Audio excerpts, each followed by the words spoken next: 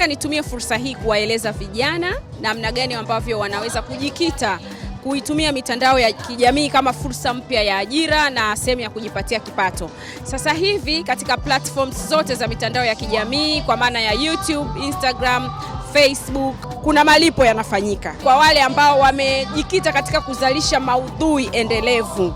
Na sio tu maudhui endelevu kwamba chochote, unajikita kwenye maudhui ya jambo moja. Kwa mfano, labda unaongelea watoto au unaongelea mauzo ya bidhaa au unaongelea utoaji wa elimu. Ukijikita katika kuzalisha maudhui hayo, walau kila siku una post 2, 3, lakini za maudhui ya elimu, ya biashara, utapata mapato kutoka kwenye hizo platform.